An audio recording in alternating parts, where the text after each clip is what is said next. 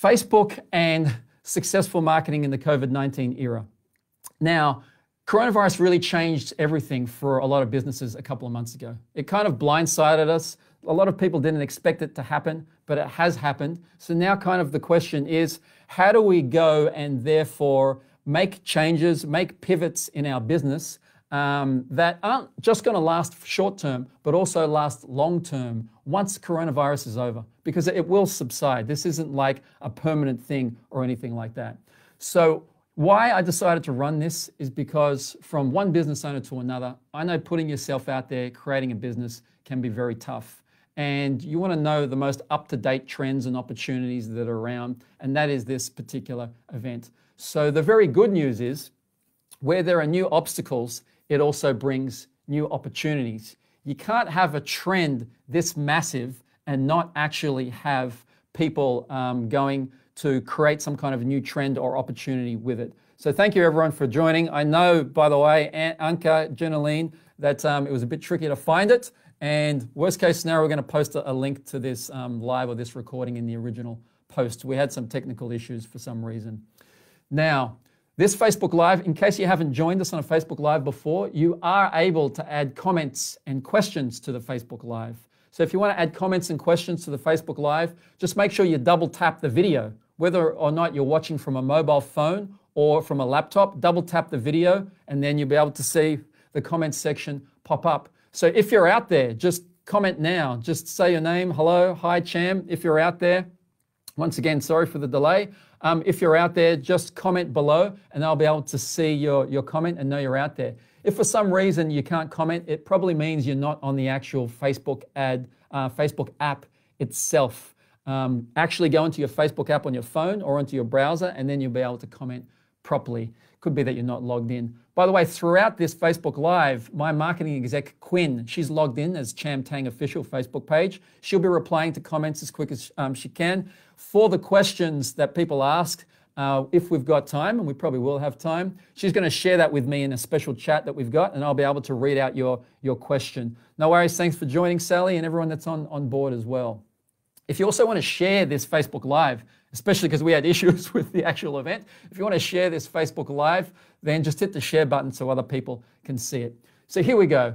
What we're going to learn and cover today. First off, we're definitely going to be looking at the trends. What are all of the new things that are happening now when it comes to Facebook? What is the marketing map? What are the pillars of marketing that we can use not only now with coronavirus, but in future once it subsides?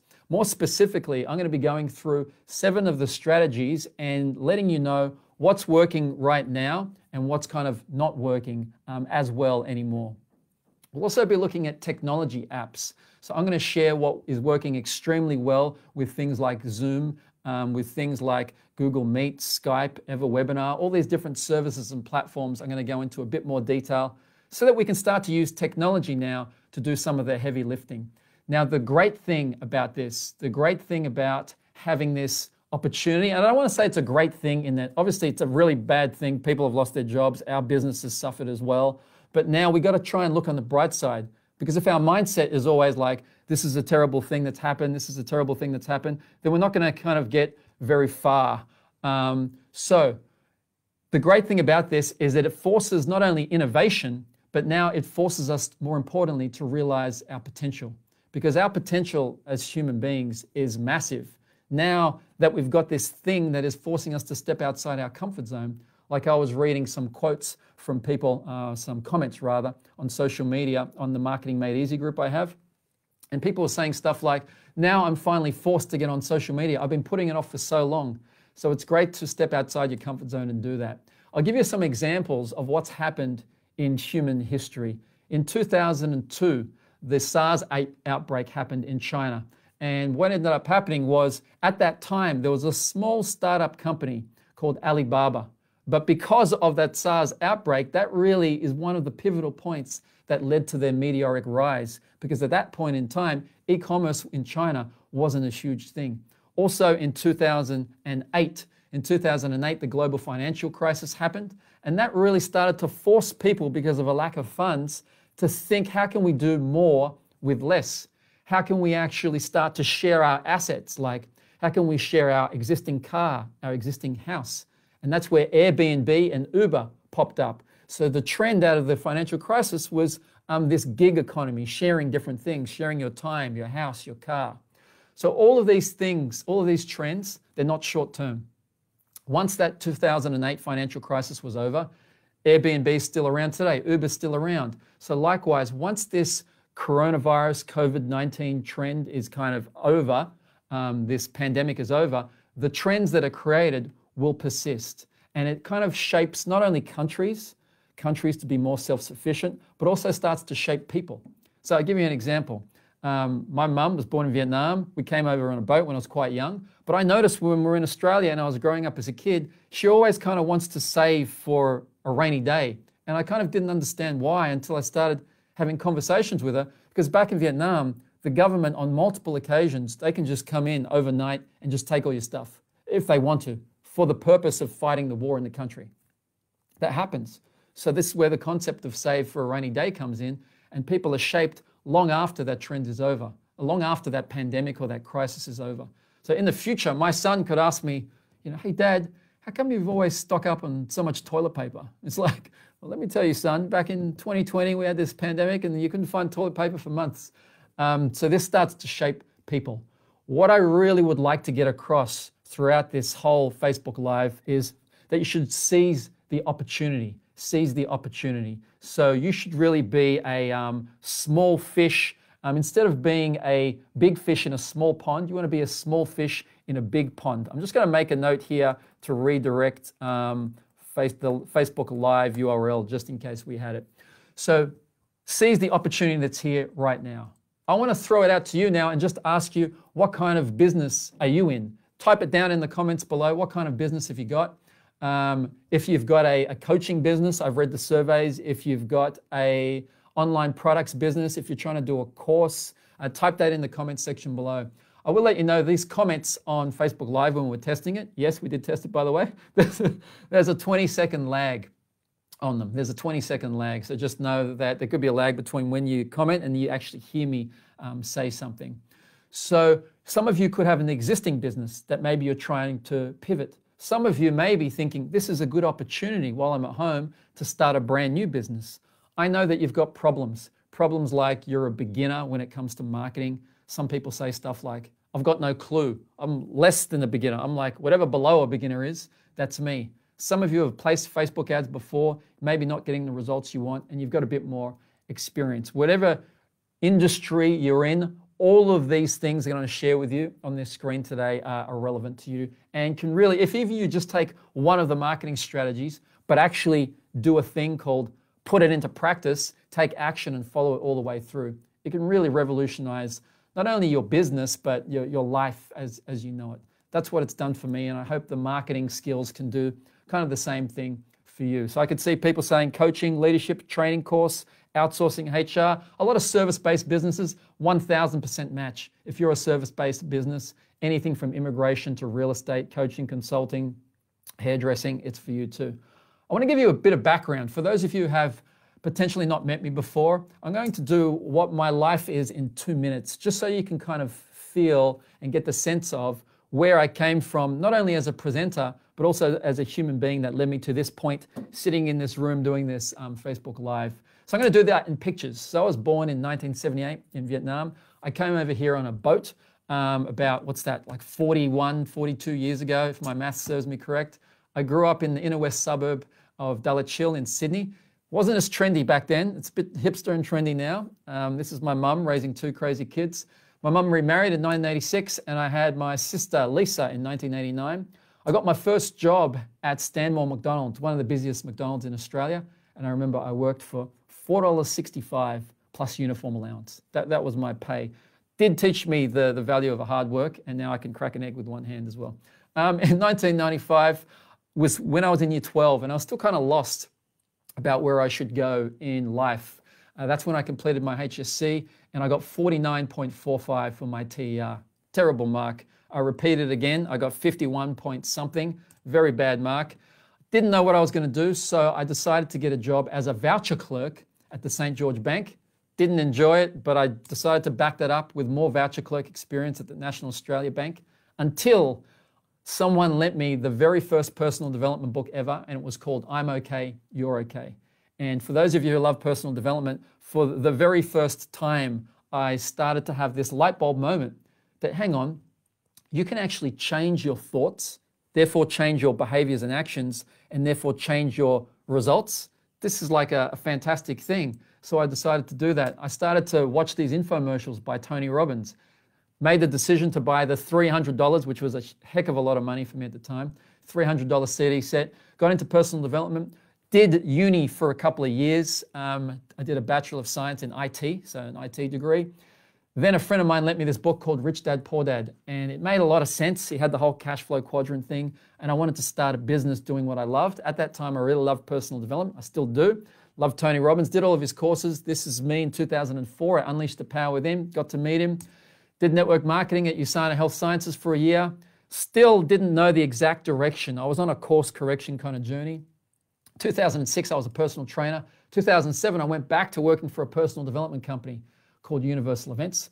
That's where I met my now business partner, Benjamin J. Harvey. We met in 2008. I'm pleased to say our style has improved a bit then. So we started in the GFC, our company. This is where Authentic Education started, in the bedroom kind of office. We started running events. One of the very first events we ran at Meetup. Didn't have a venue at all. This is City Extra at Circular Quay. Our events started to grow. As our marketing grows, as your marketing skills grow, your business starts to grow. Ours happens to be events. This isn't just for events. I'm giving you examples from my own personal life. It'll work for online commerce, offline real estate agent. I've helped hundreds of different businesses. We helped the Grounds of Alexandria. I was just last night, I called Ramsey Choker, who is the founder and visionary of Grounds of Alexandria. So we helped cafes, restaurants, a whole host of different companies. In 2016, I got married to my wife, Stephanie. And in 2018 was the birth of our son, Tyler. This is me helping deliver the baby. So now what I'm all about, yes, I'm about family. I'm about business and our community. And this is me on stage earlier this year where you could actually meet up with people live. So what I really love to do, and I hope you take on this board, it's this word mentor. Please write that down. If you've got notes that you're taking right now, write down the word mentor. So what a mentor is someone that has been there before. They've walked this path, but they can really shortcut your learning because they know the road ahead. One of the things I love to do with our students is keep them on track. So if they're thinking, oh, maybe I should do an ebook, I'd say, hey, come back this way. You probably shouldn't do an ebook. Maybe I should write some type of a blog post. Hey, what's the purpose of that blog post? Come back on track. The reason you need to stay on track, it's kind of like a train track. You start on this station and you go here. I want you to get the quickest path from A to B. And usually that means staying on track.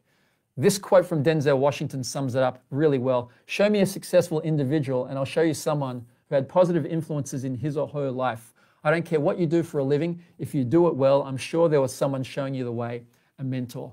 I'd like to be that for you. A couple of really critical distinctions when it comes to marketing, no matter what pandemic or not that you're kind of doing your business in, is this. First one, please write this down. Marketing is half your business. Let's keep business very simple. It's step one, you create a great product or service. In this example, a chef cooking food. Step two, you market/sell that product or service. That's it. Everything else is really secondary. But most people are spending so much time in the kitchen cooking the food, but not much time actually doing the marketing, and they wonder why they can't. There's this disconnect between their great food and no customers. So it's not about having the best product anymore. Well, it never really was about having the best product. It's about having the best selling product. And that's where marketing kind of comes in. That's the first thing I feel people get wrong. They see marketing as something they want to give to someone else, or this dirty task they just kind of want to get rid of. I'm here to say marketing is your business. It's half your business. You can't just create a business and get someone else to do the cooking for you, get someone else to do the marketing, and then just absolve yourself from that responsibility. The other thing I find people want is they're thinking, I'm looking for someone to do all this for me that I can trust, that doesn't cost an arm and a leg, that's going to stick with me. So I say to people, if that's you, you're looking for a unicorn. They don't exist. That person who has the marketing strategy, the secret sauce of how to attract clients, that is you. That is the business owner. This is like half your job. And I say that quite bluntly because I know a lot of people are trying to outsource their marketing. But when you do that, you outsource your income. And it's really what I would call hope marketing, just praying something will happen. I know right this very second, a lot of people still don't believe me. They would just rather hire a contractor to do it or something like that, an agency. They're going to charge you an arm and a leg. They're never going to give you the secret sauce. You'll always be at the mercy to them. And I would say you'll be smoking the hopium. So I hope this is a wake-up call. Everything I'm sharing with you, you got to do it in-house. It doesn't have to be you specifically. It could be someone you employ, a virtual assistant. But if that person leaves, you've still got that secret sauce in-house. Not just me that's saying it. Janine Alice from Boost Juice, marketing is in my DNA. David Packard, founder of HP, marketing is too important to be left to the marketing department. So when you control your marketing, you control your income. The chief marketing officer should be yourself. Doesn't mean you do all the grunt work, but you know what it takes to attract clients in your business.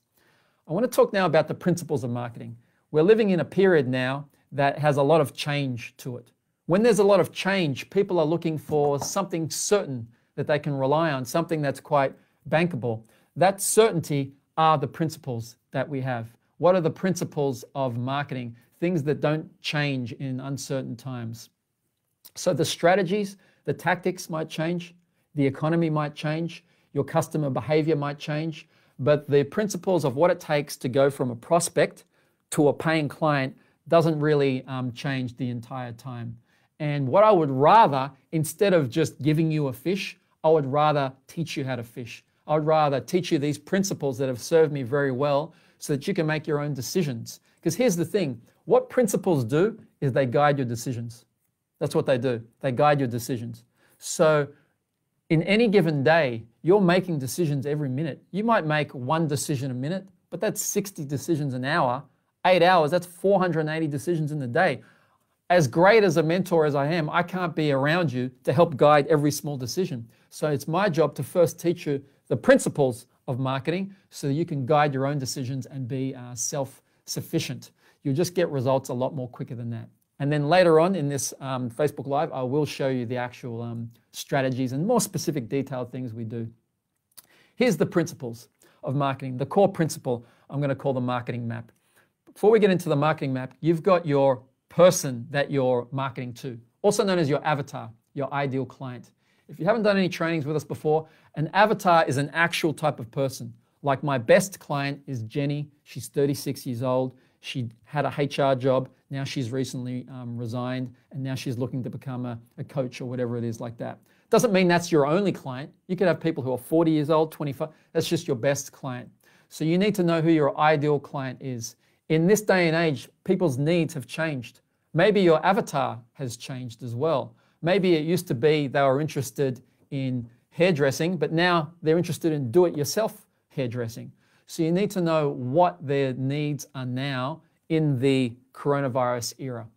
The best way to do that, let's keep things very simple. The best way to do that is to ask them.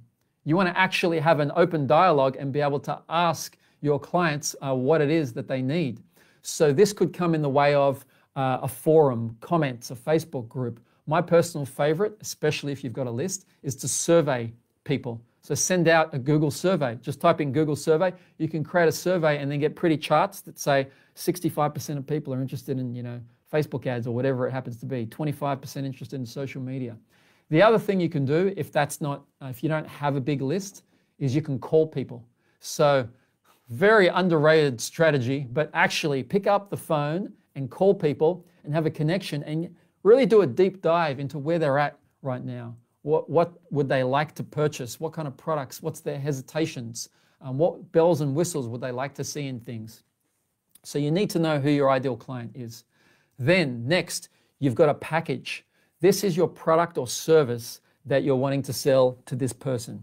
The reason I call it a package is if you've got a product, it shouldn't be a standalone product. Ideally, you want to have a package of products to increase what we call the lifetime value. That's the value of all the things they could possibly purchase from you. For all the service providers out there, you might be a coach, a consultant. You shouldn't be doing your time by the hour. It should be packaged up in something that they can say, all right, I'm going to buy this package called the Ultimate Life Coaching Package. Sure, it comes with an hour of Jenny's time every fortnight, but it also comes with email support, videos, questionnaires, audits, personality profile, this online e-course. So you want to create a package and not trade your time for money. That's definitely not what you want to do. It's what we call productizing your service. So throughout this webinar or Facebook Live, I'm going to be saying terms like product and service package interchangeably. What I really mean is the thing that you offer. So here's the question. How do we go from the person to the package? What is the bridge? The thing that's missing in between your package and the people you want to serve is what we call your marketing plan. Your marketing plan. So my question for you now is, what is your marketing plan? The strategy that I use, it's an acronym that spells MAP, M-A-P, marketing map. You might want to write that down. Here's what it stands for. The M stands for meet ideal clients. You want to find a way where you can meet your ideal client. That could be in Facebook, it could be via email, it could be via live presentation. I'm going to go through those in a second. So you need a way to meet your ideal client, also known as a marketing method, marketing strategy. Next, what you want to do is you want to ask for their time. So not just ask for their contact details. And this is where a lot of people kind of get it wrong. If I've got your email address or your number, it's like, big deal. I need to actually have a conversation with you. The conversation could be via webinar or video or on the phone, but I need to ask for your time. Why time? Because I need your time in order to build trust. What we're trying to do here is build a relationship until people are ready to buy. I'll repeat that. We're building a relationship until people are ready to buy. And a relationship needs trust. But I can't just say to you, hey, on the Facebook ad, this is the Facebook ad that might go and meet ideal clients. Hey, trust me. It doesn't make any sense at all. I got to ask you for your time. But why would you give me your time? I can't just say, hey, can I have 30 minutes of your time? They'd be like, what for? Like, what do I get out of it if I give you my time? So that's what we're going to get to in a second. What are the best methods to ask for people's time? Number 3 is present your offer. Now that you've got people's time, you can start to talk about your product or service. You've earned the right to talk about your product or service once you've displayed value. You've earned the right to talk about your product or service once you've displayed value by helping them with things. How do you help people? In this day and age, I've found the best way to help people is through some type of education. Education about the products they're about to buy, how to use them, the services, their problems, how to get where they're wanting to go, all of these different things. I'm going to go through this again, just so you kind of get it.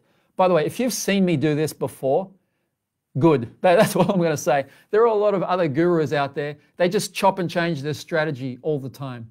Like 1 second they're all about Amazon, then the next big thing comes along and now they're about Bitcoin, and then now they're all about becoming an expert, and now they're about ClickFunnels, and now they're about TikTok. It's just too much. Like everyone has a different methodology. My one is steady as she goes, safely and securely, building on the next thing with a strong foundation. I don't chase my tail and change things all the time. I change the way potentially they're applied. So I'm going to teach you how this is different in the coronavirus era, but about 80% of it is roughly the same.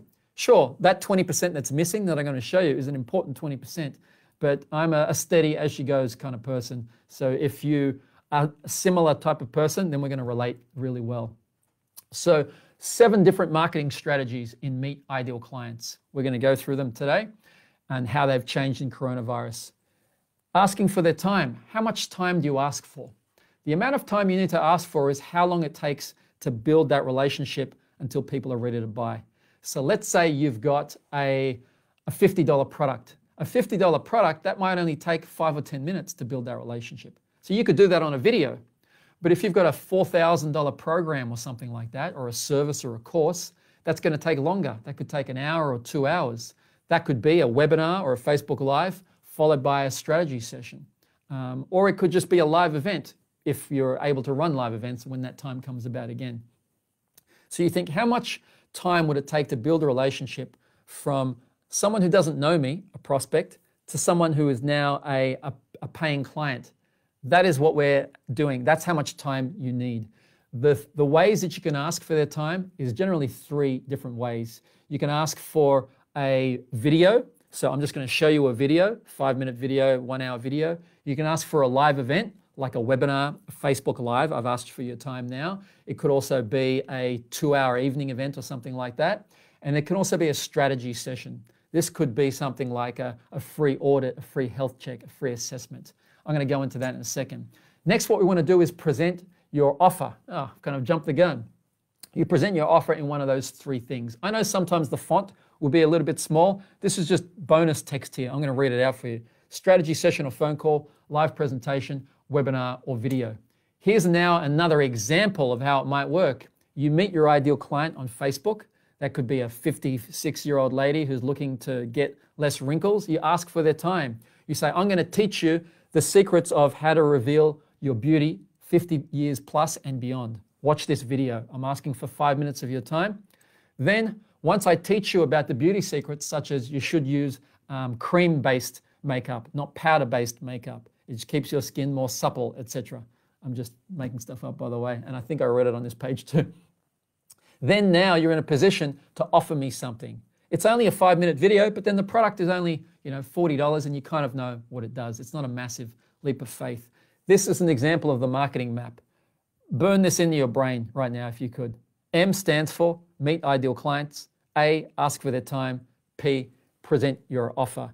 This happens really a lot of like in almost every marketing method that exists out there, and every marketing method I do, we use these 3 steps.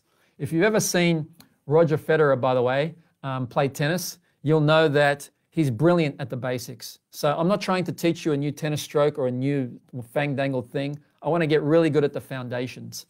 That's the most important thing. So here are some examples of what you could do in this time section. This marketing presentation where you say, hey, would you like to do a 60-minute strategy session? And then you do the strategy session and then you offer your products and services at the end. Here are all the different types you can do. You could give a free event, an info night, a workshop, a webinar, etc. A free session like a discovery session. You could do a free advice like a health check, a review, an audit. I was working with an interior designer. They'll come to your house or do it via Skype now or Zoom or whatever you're using, and then they'll look at your house and they'll do a free assessment of your house from an interior design perspective. A free quote, free information like a video or audio. Not free ebook. You'll notice here I don't have free ebook. Why? Ebook doesn't really ask for your time, and therefore you can't build trust, and therefore because you didn't build trust, it's harder to ask for the transaction. Time, trust, transaction. Solidify that in your mind. If you were going to use an ebook, or if you already have one, I would ask for the person's mobile number, and as soon as they enter their mobile number, give them a call and offer them one of these things. Free assessment, free event, free strategy session, something like that. So that is the marketing map as a whole. We're going to be covering that now and how it relates to the 7 different kind of strategies. I want to take a breather right now and ask people if they've got questions. So if there are any questions, just kind of type them down in the comments section below. I know there's about a 15-second lag as well. Let's see if they've got any questions. Hello, the slides. No, there's no slides in the doc. You can re-watch this Facebook Live after as well. If you're experiencing a disconnect, okay, if it disconnects, then come back online and just refresh. What I would like to ask you right now as well, not only if you got any questions, but who would like to have me as their marketing mentor? Just type in the words yes if you would like to have me as your marketing mentor. The reason I ask that, I do have a small amount of spots available for people who are looking to get mentoring specifically from me, sometimes one-on-one, but always in a group coaching environment, and also via email directly with myself and my team. If you would like mentoring with your marketing, I'm not going to pitch an offer or anything like that today. There's not going to be nothing to buy where you have to get out your credit card. But if you would like to have a conversation, if it's a match for you, then I invite you to do that. If you would like to have more mentoring support, just type in authentic.com.au/yes, and you can book a session with one of our friendly course advisors, once again, to see if it's a match for you. We are called Authentic Education. We shoot straight from the hip. We don't advise to do things that we don't do ourselves. So I'm going to let you know up front, there's no high pressure sales tactics or anything like that. Our course advisors have worked with us for a while, or they've been students with us for many, many years. We just see if it's a match. If it's not for you, I'm not here to like trap people into working with us. I want people who are committed and are going to get results. So if that's you, then go ahead. Let's have a look. If you got any questions, feel free to ask them throughout. So here are what I call the safes when it comes to marketing. The reason I put a picture of a safe is because a lot of people, they put money into something like Facebook ads. This might be Facebook ads right now. But then they try and get a return, but then it's kind of like they've lost their money because they don't know the combination and code to open up this safe. The reason is they're missing a vital skill. And that skill that you're missing, it's called digital marketing. The skill you're missing is called digital marketing. And I'm going to go, by the way, the term digital, it just means electronic. It's marketing done on your laptop, computer, or your mobile phone, which is pretty much all forms of marketing these days. Like I've tried snail mail, I think 3 times over the last 10 years. Doesn't really work too well. It's hard to track. There's a host of problems. It's more expensive. So digital marketing is just the new way of marketing. I'm going to go through the 7 marketing funnels, but more specifically show you what's working well and what's not working as well. There are no new strategies, no new funnels. We call it a funnel because you can turn clients on and off like a tap. I know it sounds kind of harsh, but there are no new funnels that I'm using here since the pandemic started. There's not something magically that's popped up that isn't one of these 7. However, I have changed the ratio of what I'm focusing on a little bit more. I have changed the way that I approach certain marketing methods that we're going through. So just to recap where we are, you've got a person you're trying to help. You've got a package that you would love them to purchase. In the middle, we've got a marketing map. We need to meet our ideal clients, ask for their time and present your offer. When it comes to meet your ideal clients, there's 7 ways you can meet them. I'm going to go through these 7 ways you can meet them. First one is partnership marketing. Partnership marketing is a way that you can find other complementary but non-competitive businesses and team up with each other. It's a very low-cost form of marketing where one business helps out another. So you think to yourself, all right, if I'm a life coach, where does my ideal client go right before they search for me? Or where do they go right after they use my services? You know, they could go to their accountant, they could go to a therapist, they could go to the bookstore, they could be interested in health. So then you might go to the bookstore and say, hey, I've got so many people who are interested in buying books. You've got a lot of people who are interested in coaching services. How about we exchange freebies? I'm going to offer a free coaching session to everyone who purchases this kind of book, and maybe I can offer a free book voucher to all of the people who are purchasing coaching services. And it's a win-win thing. Very low cost, and in the coronavirus period right now, people have so much more time to discuss these things. People's minds now are a lot more open to how can I generate more business low cost? And they're not going to be as busy as they were months ago and thinking, I don't want to have this discussion. I don't want to try anything new. They're a lot more open-minded and they've got the time to discuss those things. Just this one thing, just because it's number 7 doesn't mean it's bad. Just this one thing can revolutionize your business. So I worked with a company called Universal Events for 2 years. All I did was business development, and they did $4.8 million, $4.8 million just on that strategy alone. With Dr. John Demartini, I did an event with him. This is also an example of a joint venture. I was speaking in Adelaide at the Adelaide Convention Centre. I was speaking about marketing. He spoke about personal development, and it's win-win. Great quote from Demartini, by the way. If you follow his stuff, I've done a couple of his courses, Prophecy and Breakthrough. He says, see things as not in the way, but on the way. That's relevant now more than ever. All the obstacles that we're having, they're not in the way. They're not like blocking your success. It's just on the way. It's a natural progression, just a natural hurdle that we kind of expect. Maybe we didn't expect it to look exactly like this, but it's something that's going to happen. Question from Chris Freestone, which is, where does a lead magnet fit in? A lead magnet is that example of an ebook that I mentioned before. You can still ask people to download a lead magnet, but what I would suggest is you ask for their mobile number and then you give them a call. I know a lot of people are a little bit wary to give their mobile number, so you would ask their mobile number on step 2. So an example, you got a free ebook, put your email address in here, then hit next. They'll get their ebook. But on the next step, what's your first name and mobile number or any vital information to have? Then they put their details in, you give them a call. As soon as they hit submit for their first name and their mobile number, the next page is any one of those different marketing presentations. Like, hey, that ebook is on its way to your inbox. In the meantime, would you like to book in a strategy session? In the meantime, watch this webinar. In the meantime, register for this live event. That's where the lead magnet fits in. It's just a little stepping stone to get to that marketing presentation where we can now secure some time. We need the time to build the trust. We need the trust to earn the right to ask for a transaction. So next up, we've got email and SMS. So email and SMS is something that you can have almost complete control over. This is your gold mine. Your list is your absolute gold mine. When the pandemic hit, what was it, 5-6 weeks ago, we pretty much stopped all of our Facebook ads. We didn't advertise at all. So this year, our Facebook ad spend has dropped by like 90% or something like that, massively.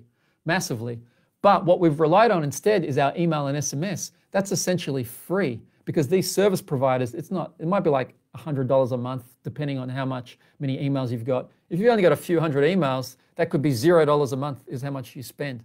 So the reason, by the way, I lump in SMS with email is because SMS open rates is over 95%, whereas email open rates, they steadily declined over the years. It used to be like 40%, 30%. Now it's hovering, depending on your list, 20%, sometimes 15%. That's why SMS as well. At the bare minimum, you should be keeping in contact with your clients, whether or not they've bought. So a lot of people think if they've already purchased, why would I keep in contact? Because you could have other things in the future, because word of mouth is the strongest referral.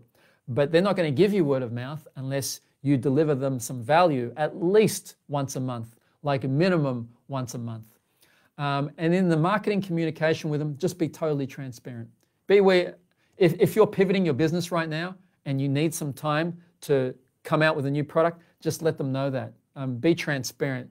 I always, where possible, like to be upfront with people. Sure, you can dress it up in a nice way, but just be quite direct with people.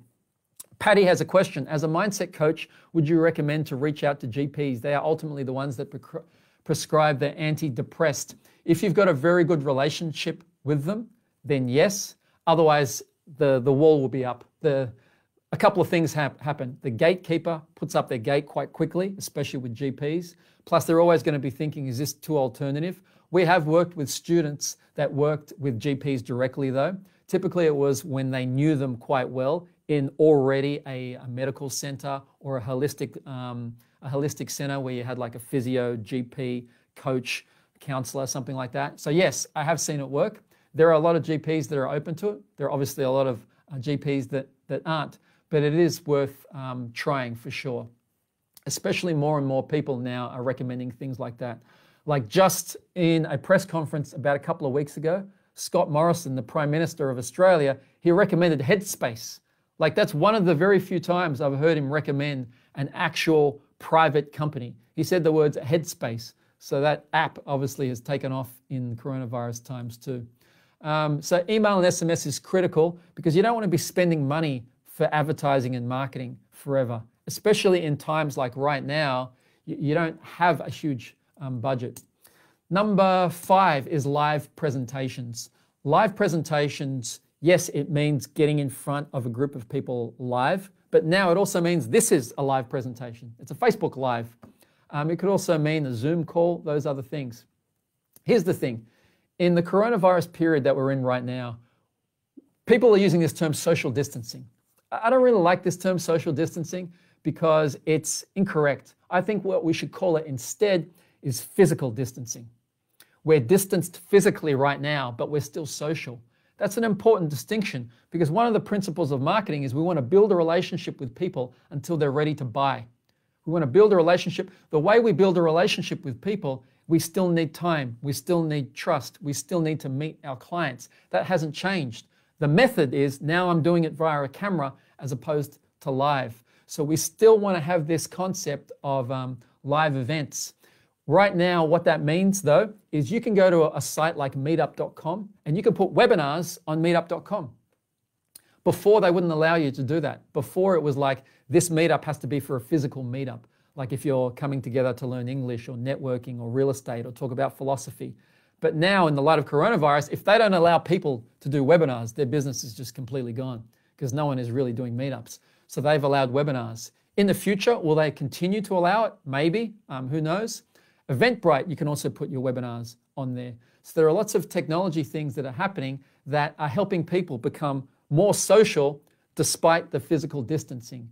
And that is good news for us because as a business owner, the cost of just doing a webcam and meeting and having virtual conferences is so much lower. And the stress level is a little bit lower too, as long as the technology doesn't go wrong. But the stress level is lower because there's not as many like moving parts to kind of fit in. There are a lot of beliefs, limiting beliefs, that we had to bust through, and also some of our clients now, we're seeing them bust through in the light of coronavirus. So live presentations, we travel across Australia doing one-day events, Sydney, Perth, Brisbane, Adelaide, etc. And we thought, wow, I don't think, like we were really, I wouldn't say scared, but I was quite nervous when the lockdown started happening, because I'm like, what's going to happen to our business? Am I going to have to let go staff? This is the thoughts that come. What about my family and providing for them? What about the staff? Are they going to be able to work from home effectively? Yes, they can work from home effectively. And I'm thinking, and I can see so many other businesses thinking the same thing right now. I'm thinking for our one-day events, my business partner, Benjamin J. Harvey, he recorded a full day, 8-hour event. So people sat in front of their computer from 9 to 5 to listen to how to become a highly successful coach. And we thought, are people going to pay attention that long? They did pay attention. In actuality, surprisingly, the retention of how long they were paying attention for was higher than our live events. You would have thought because they can leave at any time, the webinar they would, but they actually don't. They stay there. Once coronavirus is over, will there be more of a drop-off because now they can go outside? Potentially, but I think a lot of people's habits now, the technology gap of doing a Facebook Live or a Zoom, the technology gap isn't there.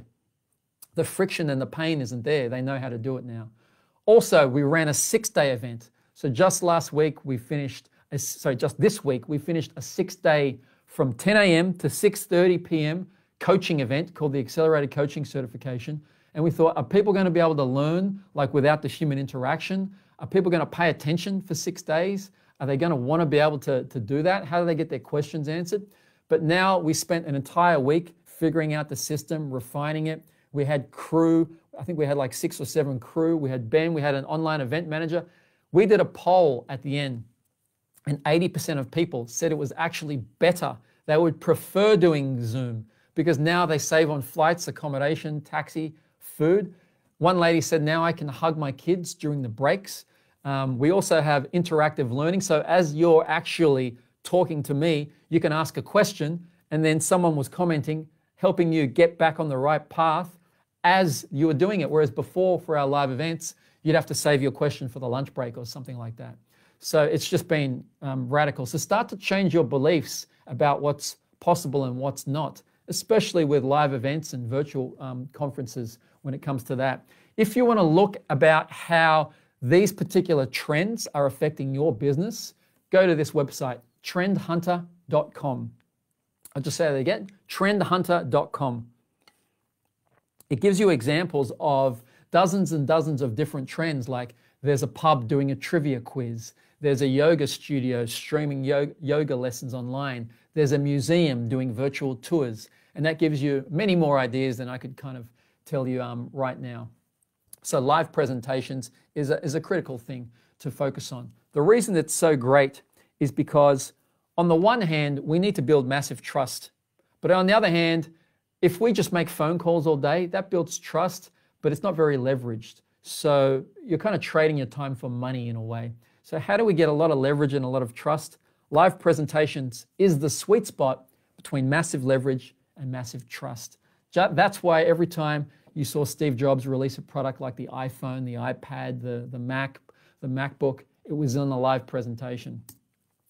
Just give you a bit of a case study. So I met a gentleman called Andrew Wheeler a couple of years ago. This is a website, not the best website. The reason I show you it's not the best website, with these 7 marketing funnels or strategies, you don't have to do all 7. If you just do one and make it work really well, it can change your business. He created a meetup. Doesn't look the prettiest. It looks okay. Free English for Professionals, Melbourne.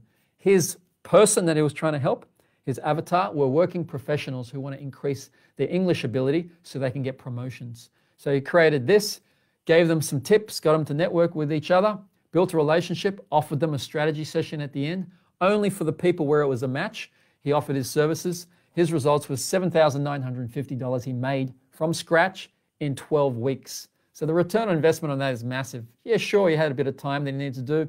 You could do the same thing now just with Zoom, just with a free service like Google Meet, all these different services. I'll cover the tech a little bit later on. Next, what we've got here is content marketing. Content marketing, to put it very briefly, is putting out useful content like blog posts, YouTube videos, etc., so you can start to build a relationship with people online. Here are the stats. In the last couple of months, social media use has gone up 45% worldwide. So across the board, we're using social media for 45% longer. Google searches are up 36%. So more people are at home just kind of searching for a whole myriad of stuff. Whether or not they're searching on Google, whether or not they're browsing and killing time on social media, you need to have content that comes up. You can't always just market, do you want to buy something? Do you want to buy something? How about call me if you're interested? You can't do that. You have to go out with your marketing with content. That would be the better form of doing it for like 80% of the time. 80% of your clients want to take it slowly and kind of hear what you've got to say, as opposed to just, do you want to buy now? We've got a special on. You know, don't do the marketing like that. That's only for 20% of the marketing you do. The other 80% is content. Successful marketing can't happen without content. You can't place a Facebook ad and just say, buy now most of the time. It's got to be, how about this free video? I'm going to teach you something. Here's a webinar. Here's a strategy session. So content marketing allows you to find people who are interested, your ideal client. They allow to find you, trust you, and therefore buy from you 24/7 on the internet. So literally while you sleep, as cliched and as spammy as that sounds, it allows your ideal client to find you, trust you, and therefore purchase from you. And you'll find, like the same thing I've found, I was on a few different podcasts I've been interviewed for. There was this one where I talk about 10 Facebook tips for small business. You can Google that podcast if you want, Cham, Tang, 10 Facebook tips for small businesses. And people still watch that podcast today, find the website, go on, put a contact form, please contact me about marketing, and then end up purchasing. I've got a program called Digital Marketing Made Easy, but they come pre-qualified. They come pre-qualified. Same thing if you've got a book or a YouTube channel or you do Facebook Lives. People come pre-qualified. And that's the beauty of content marketing. You're educating your prospective client on the way you do business without physically having to be there. So all the different content pieces that you can put out, blog posts, YouTube channel, podcasts, Facebook Live, Facebook groups, writing a book, Instagram TV, as many things as you can, but don't do them all at once. I'm going to let you know what to focus on later on, but don't try doing them all at once. Number 3 thing here is Google and SEO. By the way, if you've got questions as they come up, ask them in the chat box here. And then for the pertinent questions, Quinn, my marketing exec, will privately chat me and I'll be able to answer them for you when the time is right. Number 3, really, really important point is SEO. It stands for Search Engine Optimization. Technical term, but what it means is when someone searches for something on Google, how do you pop up first on the first page? Why do you need to be on the first page? Because 97% of people, they won't scroll to the other pages. So if you're not on the first page, you might as well be on page number 162. So how do we show up on the first page and get free traffic forever? The reason I put YouTube is Google owns YouTube, and YouTube is the second largest search engine. So all the things I'm telling you now, they apply to YouTube as well. You want to make sure you do your keyword research. So there's a thing called the Keyword Planner tool by Google. It's a free tool. You just got to put your credit card in, pretend to place an ad, and then just pause the ad and just put like $1 budget on it. But now you can start to see what people are actually searching for in your niche. So let's say we had someone here who was, I think Patty was saying she's a mindset coach. You could say, you know, happiness coaching, or how to be happy at home, or how to relieve stress. And you could see the words they're using, people are actually not typing in relieve stress. It might only be 50 people a month type in relieve stress, but 150 people a month type in, you know, how to remove stress. Critical distinction. If you're using the word remove stress, you're going to get 150 people to your website, as opposed to relieve stress, 50 people. So you've got to use the words that people are searching for, so it's more of a direct match. And now more than ever, that's important because the searches are up 36%.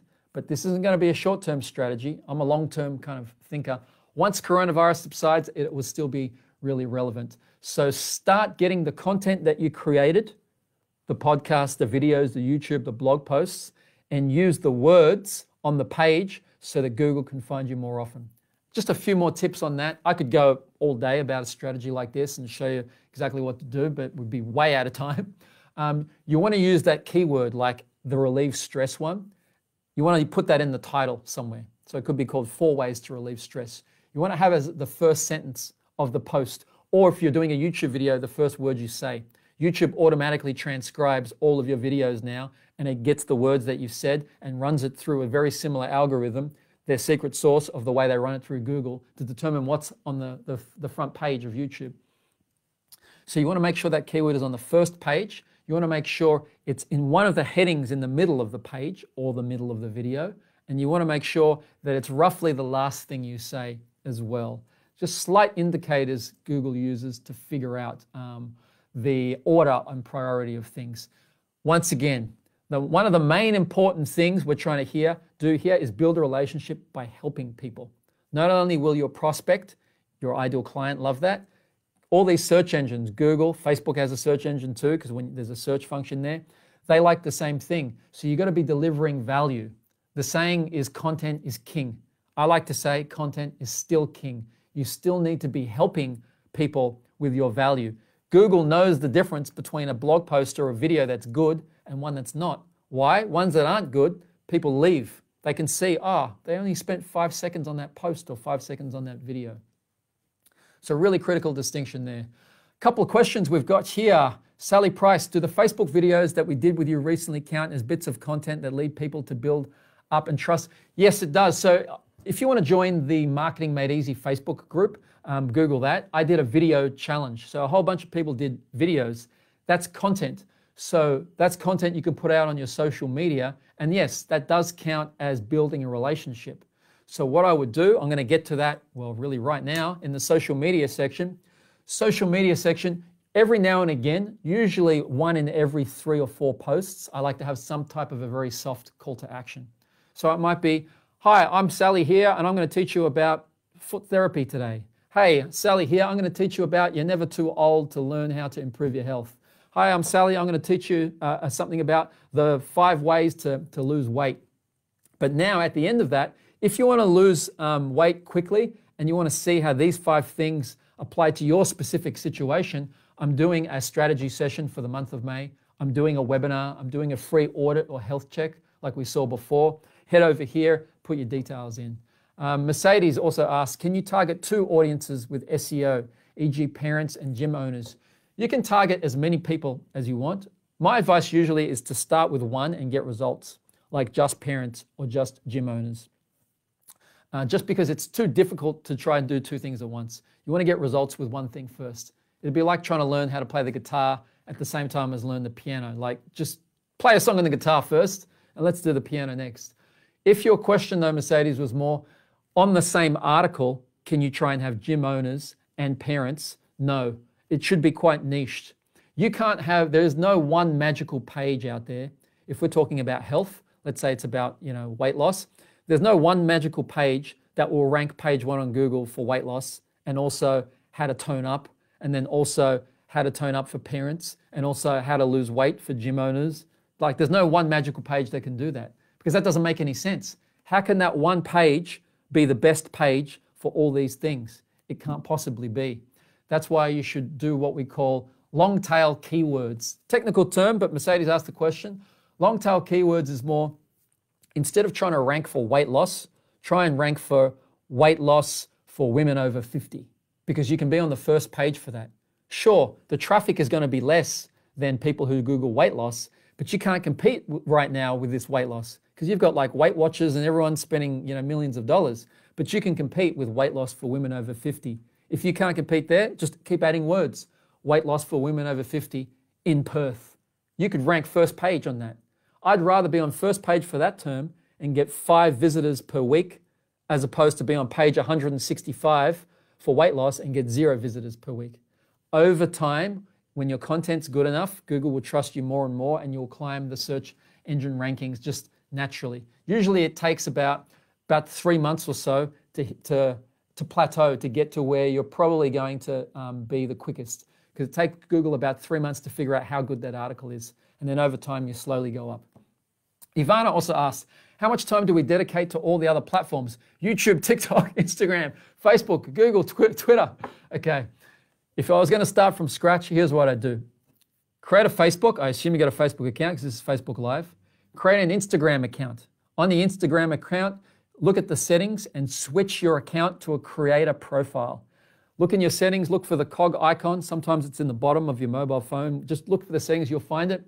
Look for the setting that says account, switch to create a profile. It just allows you to have access to statistics. Like I can see what my audience is and stuff like that. It's just a lot easier to do. Then link your Facebook page to your Instagram page. So link your Facebook page, not your Facebook profile. Your Facebook page is what you like Cham, Tang official. I've got 1,000 likes or whatever it is. Whereas the profile I can become friends with. So link your Facebook page to your Instagram profile. Instagram only has one thing, just a profile. There is no page, there is no groups on Instagram and stuff like that. So link them together so that when I go and post something on Instagram, there's a little button that says also post to Facebook, and it goes automatically to there. I create a story, an Instagram story, it goes automatically to Facebook. That's just a very leveraged way of doing things. Instagram is massive, Facebook is massive. You create the post once on Instagram, you just send it to Facebook. Twitter, don't worry about it. TikTok, don't worry about it. Unless you're a 13-year-old doing dances, then don't worry about it. What else have we got? Google, yes, SEO and YouTube, when you're ready. The main thing here is, I know I'm showing you all of these things. Listen very carefully. Do not do all of them at once. Pick one thing. The thing you're most likely going to do is the last one, which is going to be Facebook ads. Focus all of your time on that to get good results and then move on to the next. When in doubt, start there. I know there are a lot of others. You could start at partnership marketing.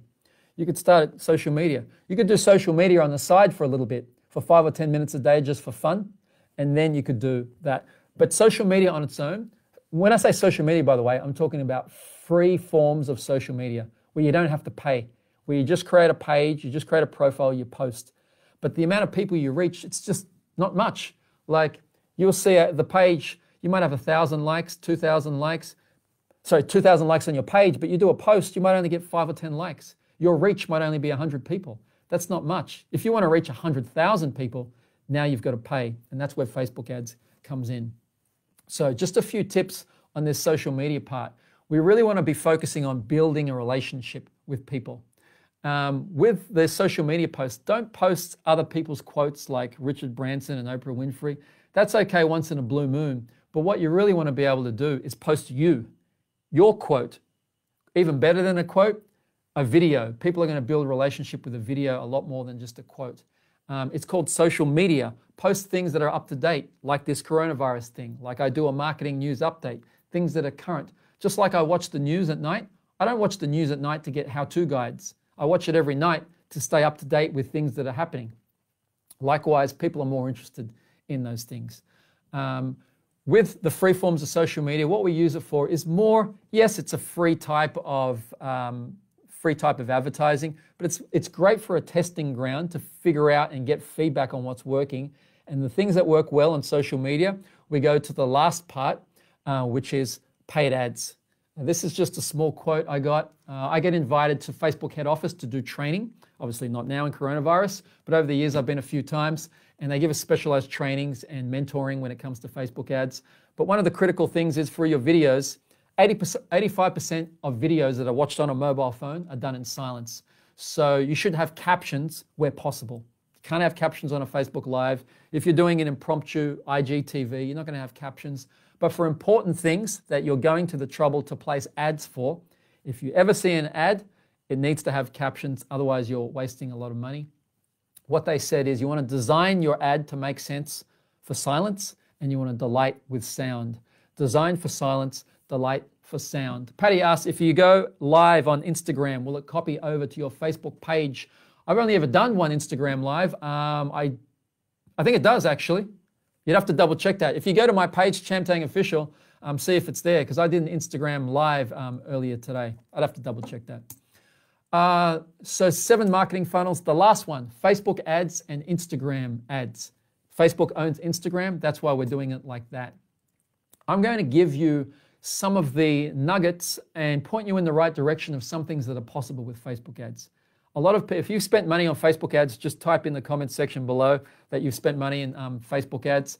A lot of people haven't got the results, and that's because there are a lot of moving pieces and things that can go wrong. I'll let you know my experience. I've spent easily over $950,000 of our company's money, not in counting our students, on Facebook ads. 10 years experience with Facebook ads. I'm a Facebook certified professional planner. They make you do a test and certification, etc. Privately mentored by Facebook. Because our yearly budget now for Facebook ads is $200,000, that's when I say budget, it's more what we spend. In actuality, our budget is unlimited because you get a return on investment, but roughly $200,000. When you spend that kind of money, they privately mentor you. I've got a direct line to Facebook. Yes, I can actually email someone and will reply and look into our account. A few things that you may or may not have known when it comes to Facebook ads. It's one of the best ways you can develop things from scratch. You can build an audience from scratch. It takes money, it takes a little bit of know-how, but you can do it from scratch. This is our very first event ever in Singapore. That's over 100 people from Singapore, all filled with Facebook ads. 99% Facebook ads, 1%, I think we had a friend of a friend that went, but that's 2 or 3 people only. So you can build it from scratch, and we took what has worked here in Australia over there. The great thing about if you've got some existing success in one city or one country, you can take that to another country and do really well. You don't need a website to run Facebook ads. There's a thing called lead ads, where people see your ad on Facebook, they click yes, I want to get now or get quote, whatever it is. A form pops up while still on Facebook, and then you can they enter their details here. The great thing about entering their details is it's pre-populated with their name, email address, or mobile number that they've given Facebook, and they just have to hit submit, or they can change their email address if they want. So you don't need a website. You don't need to have a massive investment. I would say you want to start with a minimum budget of about $5 a day. That means you should be testing your ads for at least a week or two. So overall, that's going to be a budget of about roughly $100, let's say, to figure out whether or not this thing has got legs. You can get results in $100 as well, for sure, but just be a little bit patient at the start. Very, very common question I get, Cham, my Facebook ad isn't working. How come? Well, there's so many different things it could be. If we go back to the marketing map now, you've got the person, you've got the product or package. You need to meet ideal clients on Facebook, ask for their time. Maybe you've got the wrong audience member targeted. Maybe you haven't got the right person. It's too broad, it's too narrow. That could be a problem. Ask for their time. Maybe your offer is incorrect. It's not a very compelling offer. They're not interested in what you've got. Maybe the image doesn't look good, or the video. Maybe the words are done incorrectly. Then the P is present your offer. Maybe you're not calling people quick enough. Maybe they're not interested in that package once they find out what it is. Quite often people haven't tested long enough. It's a strategy here. You need to be a little bit patient and test for at least a couple of weeks, at least $100 to figure out whether you're on or off track. But that patience will be rewarded.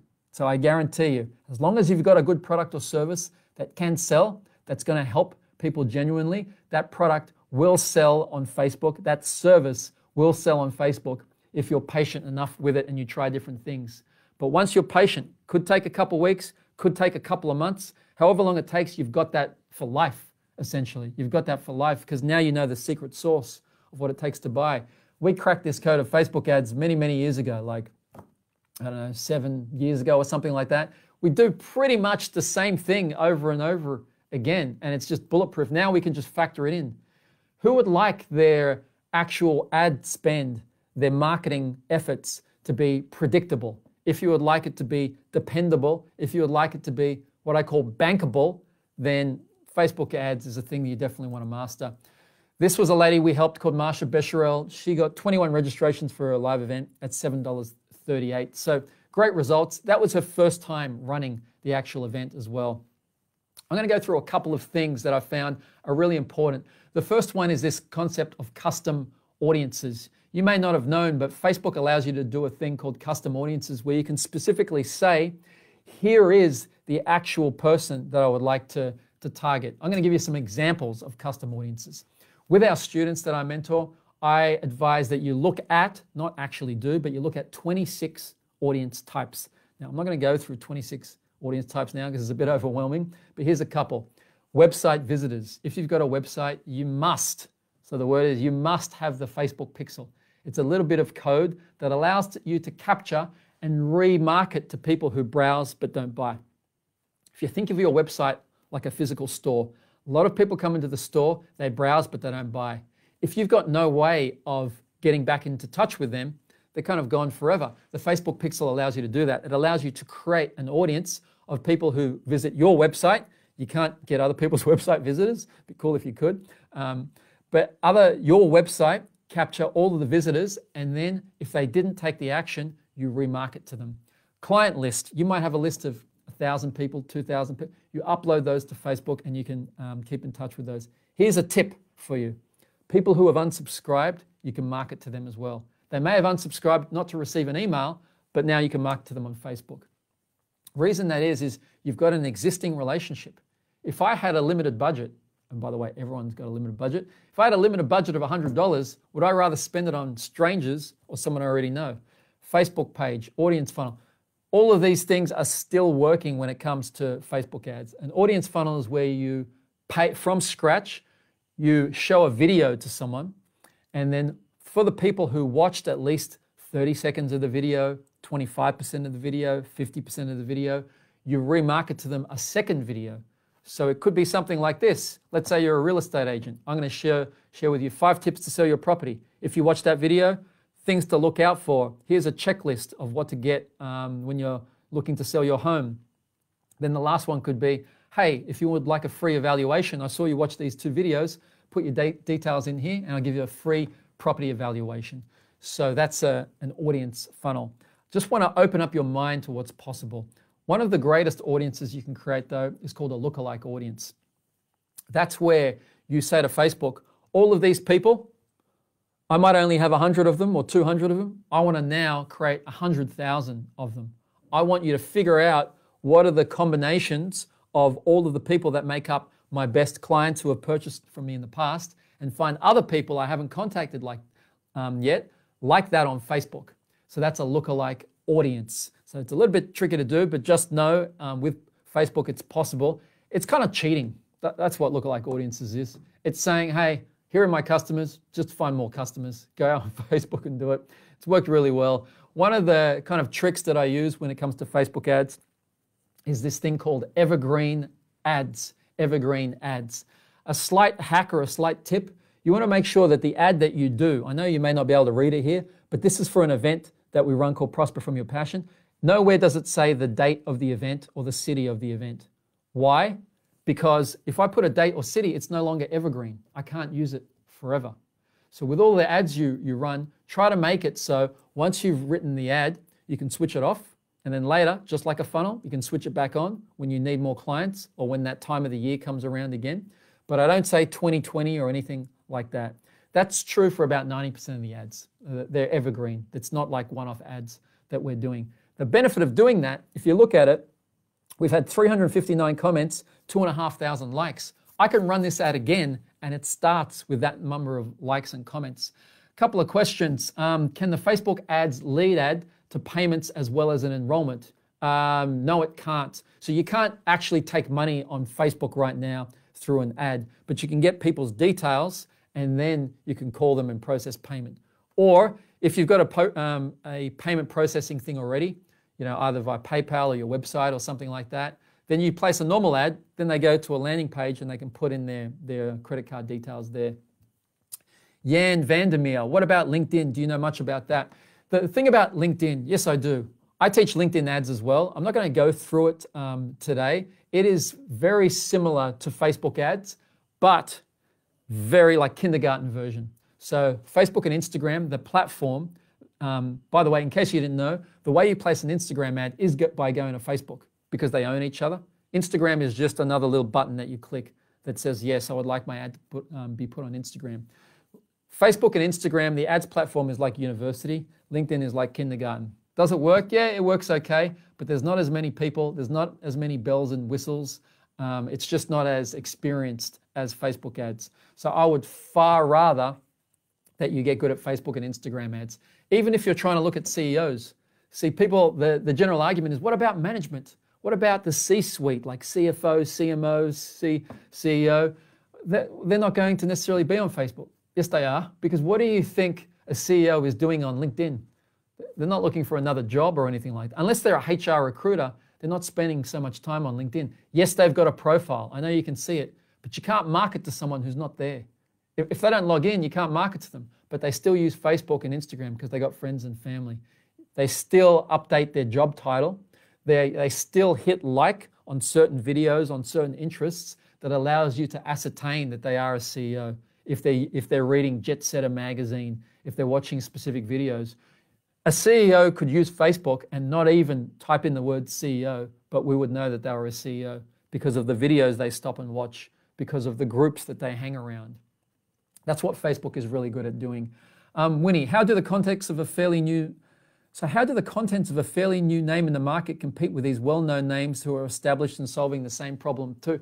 It's about relationships with people. There are so many people that we've met over the years who just saw a Facebook ad of mine. They didn't click to the website. They didn't click to my Facebook page to see how many likes or whatever they had. They just went to look at the Facebook ad only. Then later, what they ended up doing was going to the event. They saw the event and then they purchased at the end of that. There was no other, oh, I haven't seen you around or anything like that. There is an old saying in marketing out there that says you need like 26 touch points or something like that. You only need 26 touch points, in my opinion, if the touch points aren't strong enough. So yeah, if you're wanting to sell a $4,000 program and you're delivering like 26 videos and each video is like a small nugget, maybe after the 25th nugget, I'll be like, oh, okay, I'm ready to buy from you now. But if you have one really strong one, you can build a relationship. Just think in your own personal life. What would build a relationship stronger?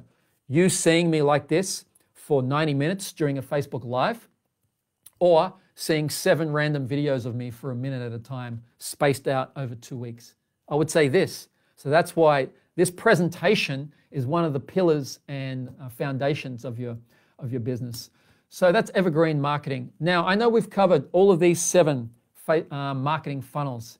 Each one of these has the potential to revolutionize your business. Like just Facebook ads has made us millions and millions of dollars. For our clients, just things like SEO. I worked with a guy called Cham from TV Magic up in Queensland. So his franchisees, he has like over a dozen franchisees. He gives them leads just through SEO. So don't think just because it's one of these, it can't have the potential to revolutionize your business. I do know a lot of people are going to be confused though. Like I don't have time to go through and step by step share with you exactly what to do with Facebook ads and talk to you about your individual situation. That's where the mentoring comes up. I know people are confused, overwhelmed. I would love to be there to help you. So I thought to myself, what's the easiest way I can do this? What's the easiest way to get my knowledge out there and then impart it to others so that you can be responsible for your own marketing and be in control of your business and income and have that successful business that people really deserve if they've got a great product or service. So I decided a long time ago to strap a microphone to myself and record all the combinations and all the codes to all 7 of these safes. I put it into a program called Digital Marketing Made Easy. It is the end-to-end system of what I know to actually start all of these. It's me recording the video screen, talking over the top of it, saying here's what you should do, and then giving you support and mentoring if you got stuck. I'm not going to make a full offer on it now. I'm just going to say if you would like to see if it's a match for you, then have a discussion with one of our team. I go through so many things like how to set up the evergreen ads, lookalike audiences, how to automate your emails, I didn't even mention that, how to send unlimited SMS for a month. It's right for people, whether or not you speak English really well or not. This is a lady called Helia. She made $35,000 as a direct result. She's a wealth planner as well. So what I'd say to you now, if you're interested in knowing more about that, if you want kind of marketing help with your marketing, just type in authentic.com.au/yes and have just a friendly chat with one of our course advisors. We've got 2 course advisors, Tina and Nathan, and they can have a strategy session with you as early as like today. I'm pretty sure they got slots. In the meantime, if you got any questions, just enter them in the Facebook Live if you got questions. Ivana Alfonso When it comes to business names and buying, do you think people would rather purchase from a person or a business, if that makes sense? Where possible, you want to build a personal brand. People, think about it. Do you rather have a stronger connection with a logo or a company or a person and someone's face? I think you'd have a stronger relationship with a person's face, not their logo. So where possible, I like to have all of the marketing come from an actual Facebook page that is your name with your face. Took us a couple of years to realize this. We used to run ads from Authentic Education and our logo, which is the little flower logo. But when that comes up in the news feed, what happens? People think, oh, this is an ad, it's a company, straight away, like scroll past it. But now the only way you can tell the difference between a friend of yours and an ad is just the little word that says sponsored, because it's going to have a name and you think, oh, am I friends with this person? I forgot. And it's going to have a face, and it's Cham Tang talking to you about coronavirus marketing or whatever it is. So to answer your question, you want to have a relationship with people with a personal brand where possible. I know some people can't do that for whatever reason, but where possible, have it with your own personal brand, because the relationship will be stronger. Any other questions, just let me know in the comment section below. When I actually, let you know a little secret, when I actually was planning for this event, I thought I would be done now in this marketing section at 1 o'clock, and I would have time for the $1 million presentation. It's a Facebook Live. Facebook doesn't know how long I'm going for. I think we can go for like a maximum of 8 hours or something. I'm not going to go for 8 hours. I'm going to talk now about the $1 million presentation. It's probably going to go for about another 15, 20 minutes if you want to hang around. If not, there is the recording later, but I would recommend hanging around so you can ask questions. So the $1 million presentation, here's where we're currently up to. To reiterate, we had the person, the avatar. We had the package, your product or service to buy. What's the bridge between the person and the package? Hopefully by now you should all be mouthing the words marketing plan. We need the marketing plan. That's that marketing map, M-A-P. What does the M stand for? Meet your ideal clients. There are 7 ways to meet your ideal clients. We went through them before. Then A stands for ask for their time. How do you ask for their time? You need some type of a presentation, like a strategy session, like a webinar, like a live event.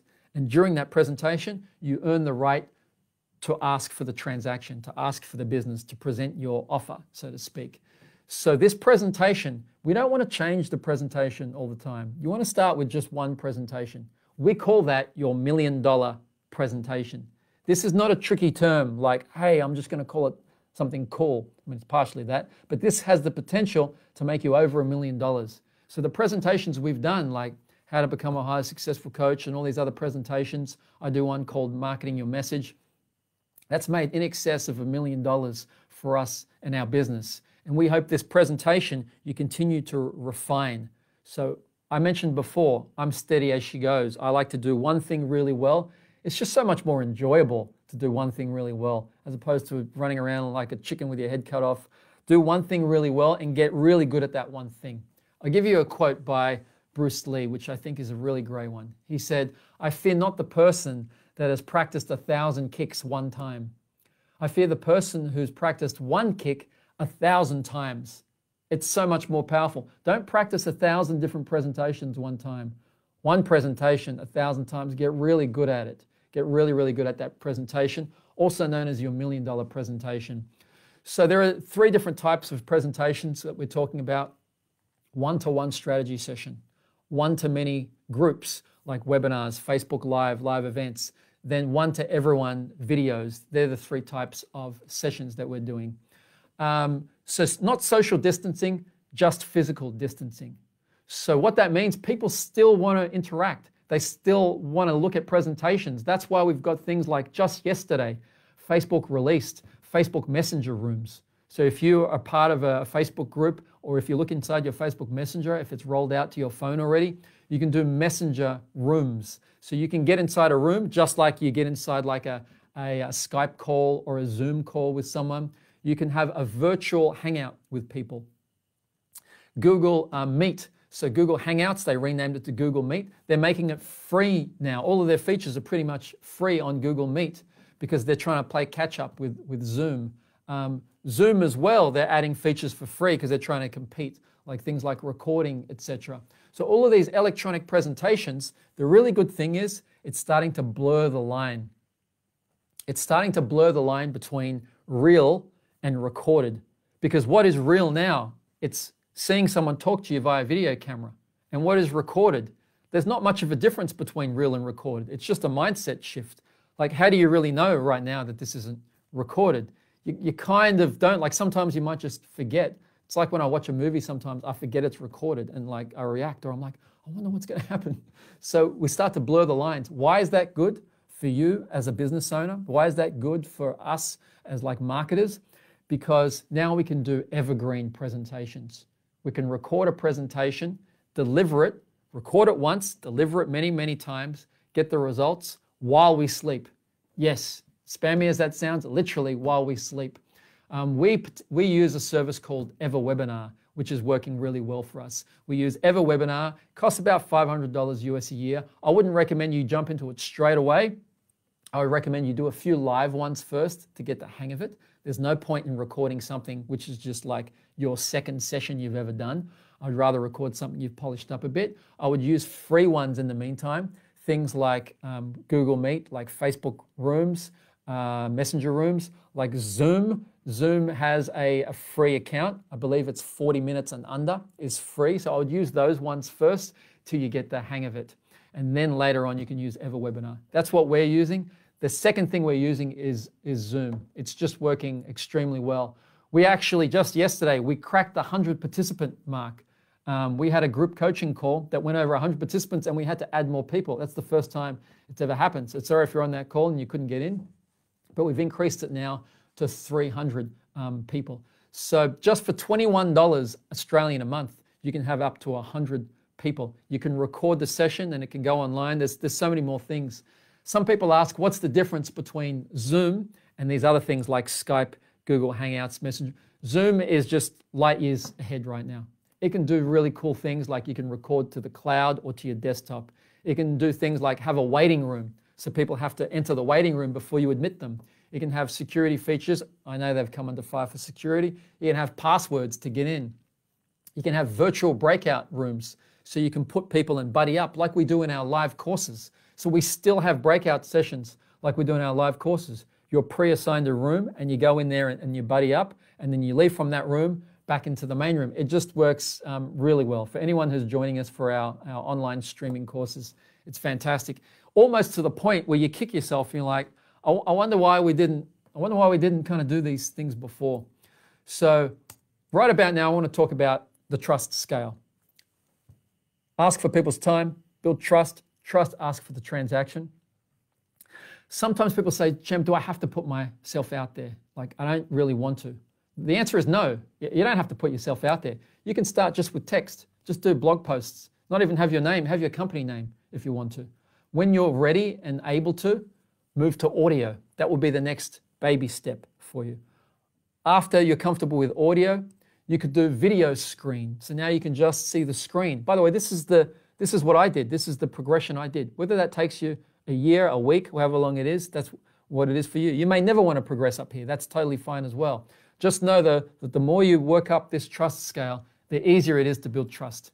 The easier it is to build trust.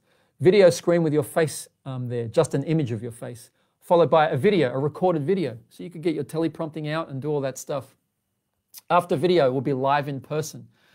This is where you're actually live in person on a Facebook Live or on stage. This would be live in person when we all meet in a room, would be the ultimate for trust.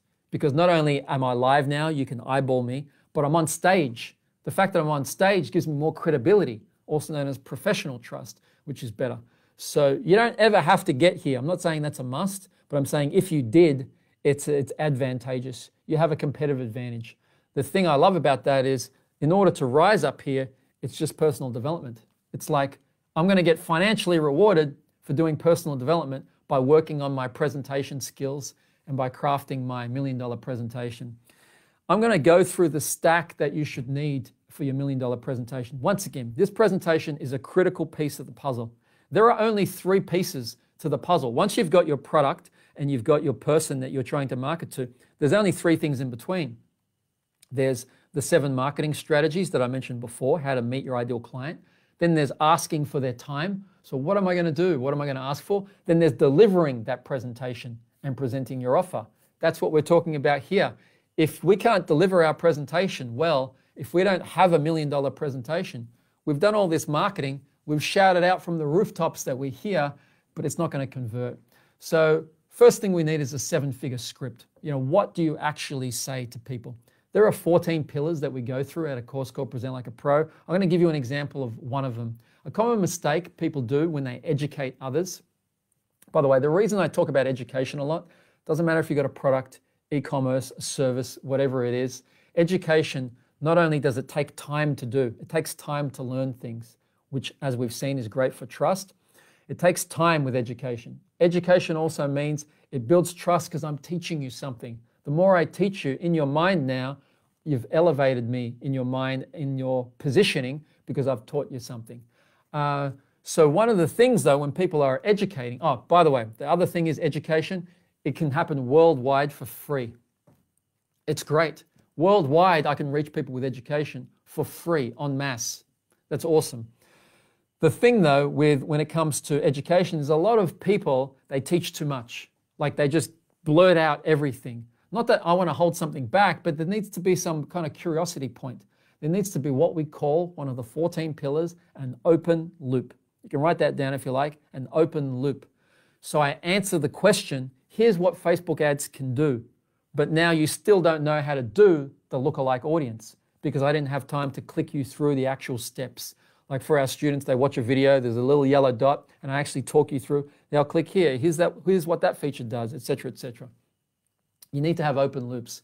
You can answer all the questions they walked into the session with, but you need to open up some more loops. And in order to close that loop, they need to take the next step. In order to close that loop, just like every soap opera you've probably ever watched or never watched, it's like right at the end, it's like, oh, find out who the father of this baby is. There's a dark shadow in the next room. It's like a cliffhanger.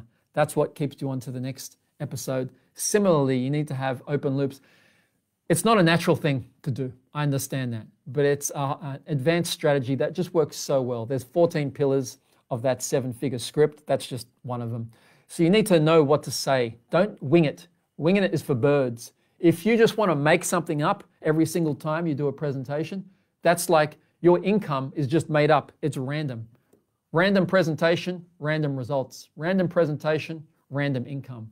I assume that's not what you want to do. You want to build one thing really well that gets better over time. Masterful memory.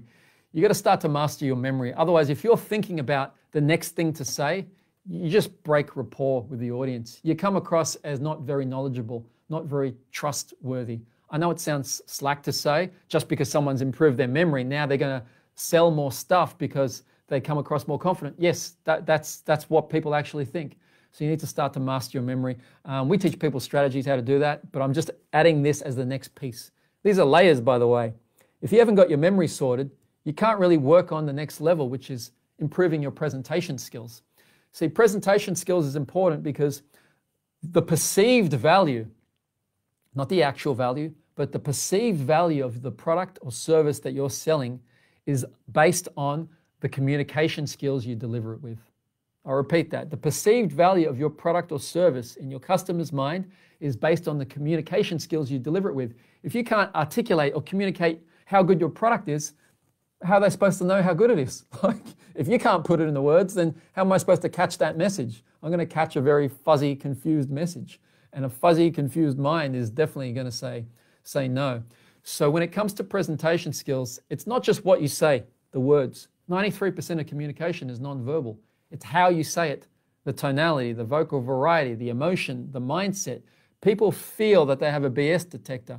And if you're communicating not with this sense of confidence, they're going to pick up on that, which comes to the next point of $1 million mindset. You have to have your mind right. It 100% has to be there. If you come into a presentation with some type of fear or hesitation or confusion or reluctance, people are going to sense that. And if they sense reluctance from you, and now you're talking about your product or service, what do you think is going to be the net effect? They're going to start to become reluctant with that. See, people, it doesn't sound fair once again, but people are buying you. People buying you, not just your product or service. They're also purchasing you.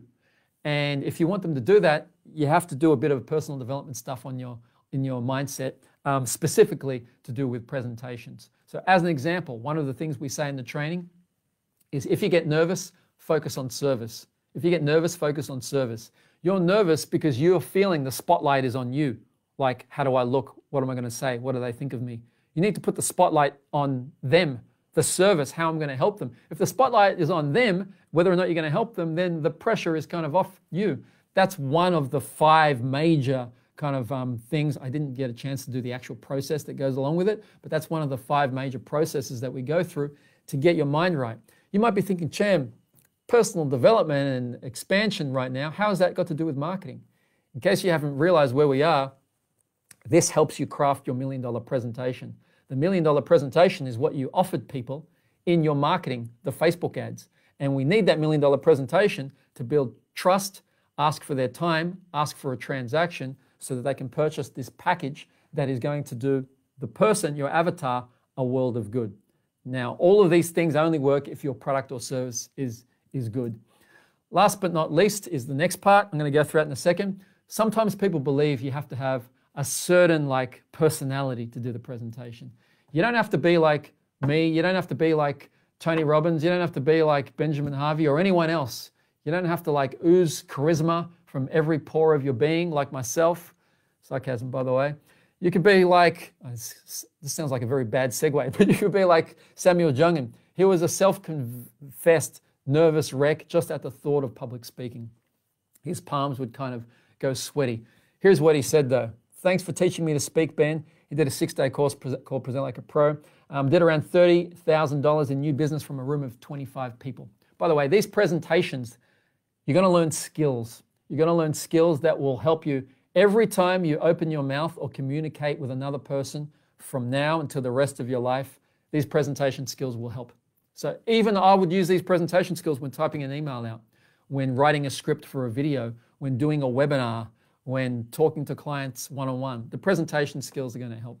Nothing that I've seen in my life personally has built more personal confidence than presenting to a stage. I'm not talking just about public speaking. I'm not talking about Toastmasters. I've done Toastmasters before. I've done the Speechcraft program and all of that. I'm not talking about public speaking. I'm talking about public selling. 2 completely different things. Some people are great at public speaking, not so great at public selling. Dr. John DeMartini is one person that comes to mind. Great at public speaking, doesn't even really try and sell his services. So much so, Ben Harvey, when he was doing, we did this thing called the Visionary Leadership Tour, he actually asked Ben to sell his services on his behalf, and Ben sold the Breakthrough Experience millions of dollars worth just as like a favor because they were on tour anyways for him. Last piece of the puzzle is profitable practice. This is, just because it's extremely important. Champions are made in training, not on the field. Let me repeat that again. Champions are made in training, not on the field. Whether or not you win or lose, if you like to use those terms, whether or not you succeed or don't, whether or not you perform well or don't, it doesn't happen on the day, on the field. It happens based on the training you've gotten. If you haven't been trained up well, if you haven't practiced well, if you've just been kind of winging it and thinking, see how she goes, she'll be right, mate, then that's a random way to do things. You're not going to suddenly get better at tennis because you've psyched yourself up or because you've said affirmations to yourself. You're going to fall to the level of your training. But if your training has been extremely good, on the day you've got nothing to worry about. I was watching this documentary, a great documentary called The Last Dance on Netflix. You know, what you don't see is Michael Jordan, the famous basketball player, the most highly paid basketball player of all time. You don't see him training harder than everyone else. The first to get to practice, the last to leave practice. That's where champions are made. The problem is a lot of people don't practice. Why do they don't practice? Because they don't know how to practice. No one's trained them on how to practice. They haven't been held accountable to practice. So what I would say to people is like, give me 6 days of your life. Give Ben Harvey, my business partner, 6 days of your life. We lock you in a room, or in this case, we do an online streaming event, hold you accountable. You'll walk out of there with a $1 million presentation like you wouldn't believe. So whether or not, by the way, you do this with us or you don't, this is still all of the stages that ideally you go through. If not you, whoever is doing the presentations in your business goes through so that your marketing is capitalized on.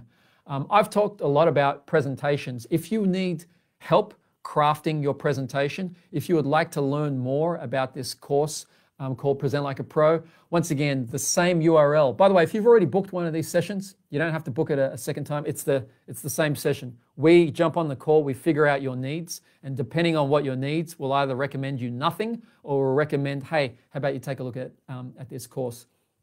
So if you want help improving your presentation skills, which is one of those critical components of the marketing strategy that we espouse, then I'd highly recommend you go to authentic.com.au/yes, or just check the comments section. I think Quinn has left a little comment below. Just hit that link and book in for a session with one of our friendly course advisors. By the way, if you've got any questions right about now, feel free to ask them. I'm going to have a look at some questions that are here as well. Can the A be a pre-recorded video that you send them or needs to be live? I'm not sure what the A, ask for their time. That's what it stands for. Yes, it can be a pre-recorded video. You can use a service like EverWebinar to load in that pre-recorded video. When they watch that pre-recorded video, they can't skip ahead. They pick a time, like 6 p.m. Tuesday, and then they get reminder emails like it's a live event, and then they watch that pre-recorded video. So yes, it can be a pre-recorded video. I think we've already gone through those questions. So any further questions, type them down below. So far what we've covered, by the way, just a quick recap in this particular Facebook Live. What we've covered is me having technical issues at the start of the Facebook Live. So sorry about that. We looked at how coronavirus really forced innovation. But more importantly now, it's forcing the human potential and for us to step outside our comfort zone. We looked at marketing is half your business, and when you control your marketing, you control your income. We looked at different trends in marketing and looked at the marketing map. So meet your ideal client, ask for their time, present your offer. We saw the 7 different marketing strategies that have worked over the last few years really well for us and how they've kind of changed slightly on what works well and what doesn't work as well. We then looked at the presentation, a core part of your environment, core part of your strategy that you need now to deliver over Zoom, over the phone. If you can't afford things like EverWebinar and Zoom, then using free things like Meet or using free things like Messenger Rooms or Facebook Lives. And we've also seen that all of these things work really well when in tandem. One of the things personally, and I said it on the video, so I'll share it with you now, one of the things that's working really well for our particular organization, we get our existing marketing methods like email, SMS, Eventbrite, to a lesser degree, Facebook ads. We did run some Facebook ads and that worked well as well. People did meet us for the first time on Facebook. Then they go to step 2, which is they watched a pre-recorded, not live, a pre-recorded webinar on EverWebinar. Our call to action was, if you like that, book in for a strategy session. People booked in for many strategy sessions. For every, let's say, 5 strategy sessions people booked in for, it was a match, and they ended up joining us for a course. That course now is a live streaming course, a 3, 4, 5, or 6 day course, and that's working really well. So I found that for our business, I've gone from quite nervous and apprehensive to what coronavirus is going to do for our business, for our staff, for our students, to now quite excited about the potential. Not excited about coronavirus. Obviously, everyone knows that's not, it's not a good thing that's happening. People are getting sick, people dying, economy being crushed. But the potential now of what we can do, how we can pivot, and now take that into the future is great. I don't think a lot of people and a lot of bosses are going to be so nervous about employees working from home every now and again. I don't think a lot of business owners are going to be thinking, yeah, we need to jump on a plane all the time to do something. I don't think of a lot of our students are going to be thinking, yeah, I need to fly from Perth to Sydney or from Auckland to Sydney. So it opens up a lot of opportunities, which I'm quite glad that are existing. And I hope that can do the same for you. Whether or not you're doing products, services, like I was talking to one of our students earlier today, and they're doing online ready-made meals instead. So instead of having a normal restaurant, now they're doing online ready-made meals and diving into the world of e-commerce. And I was helping them out with that. They were using a Shopify account. So all of those things are possible when you just seize the opportunity and kind of step outside your comfort zone. I hope one day I get the chance to mentor you in person. By the way, that course that I mentioned before, Digital Marketing Made Easy, it comes with free mentoring with my team and myself in different formats. I hope one day, very soon, I mean, we've relaxed the restrictions in New South Wales to 10 people in a cafe. Not very many, but it's better start than nothing. I hope one day I get to meet you at a live event as well and help mentor you further. My advice, the same slide I showed earlier today, seize that opportunity. There's a massive blue ocean that's opening up to us now, and we should seize the opportunity of it. You could be like this lady that I met. I met her, it was about 1 or 2 years ago, Louise Sparks Howarth. We met her, she joined for the programs, we met her in a live room. She did $70,000 in new business in 11 weeks. I keep in contact with her, and she just recently, in the pandemic, she hired a new person in her company. That's unheard of. Not only has she not laid anyone off, she's hired a new person. Not even we've done that. Like, I don't think we've hired anyone brand new in our company. But we've navigated this area quite well. And I've got so much more I'd love to share with you. So for those of you joining us for programs, I can do that. In our own organization, we haven't laid anyone off. No one has received any salary cut, pay cut, less hours or anything like that due to the coronavirus. And I think that's pretty good considering we're a live events business. So I believe if we can pivot, not everybody can pivot, but I would say 90% of the people, there is something you can do. You're not powerless to stop it. There are a lot of other opportunities and courses that I didn't even have time to mention. If you need any help, if you're thinking, how do I package up my knowledge? I've got a passion, but how do I grow a heart-centered business doing that? We've got a course called Difference Maker Accelerator. If you want to learn more about these things, I just didn't have time to mention them, go here. We've got another course coming up. I think it's in about a couple of weeks. It's a streaming course, a 3-day course called Success Automation. It's about how to become the most productive and successful version of you.